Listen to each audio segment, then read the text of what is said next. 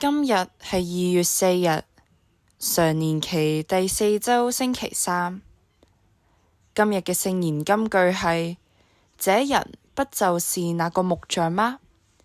嚟自聖馬爾谷福音第6章第3節。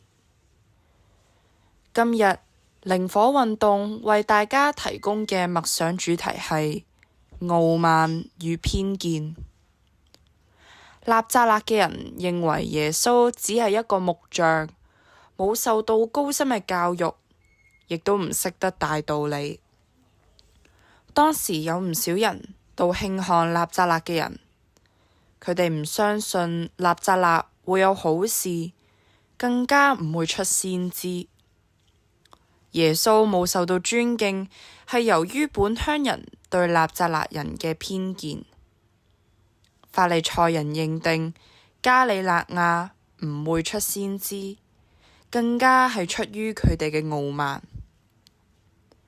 我最初聽到小德蘭嘅名字嘅時候，都輕視咗佢只不過係一個20幾歲嘅女仔，又會識得啲咩？點會比得上聖奧斯定、聖女大德蘭呢一啲大聖人？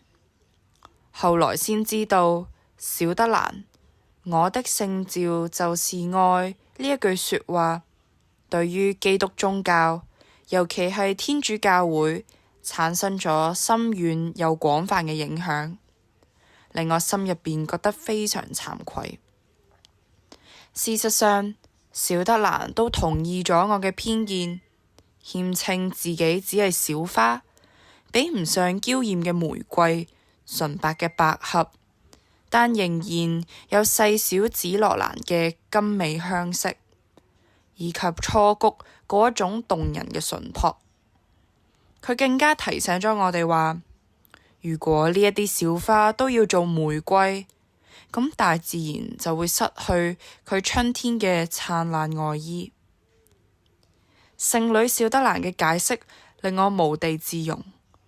我以為自己係一個受過高等教育嘅天主教徒，原來心入邊不自覺咁樣對其他人有咁大嘅偏見。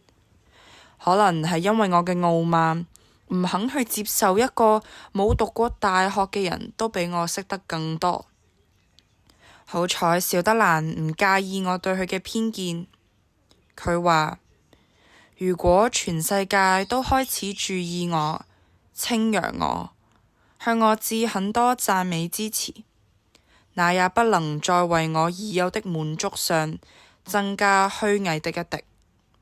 其他人稱讚佢，佢唔會覺得更加滿足；其他人對佢有偏見，佢又點會覺得委屈呢？佢話，真正的光榮乃是那有永恆性的，而如想獲得它，並無需什麼顯赫的事業，只要過着韜晦潛修嘅生活，勉力為善，而不求人知就夠了。今日嘅祈禱係：上主，你係我嘅避難所，求你寬恕我嘅傲慢同埋偏見，寬赦我嘅一切罪責。亞孟。願天主祝福大家。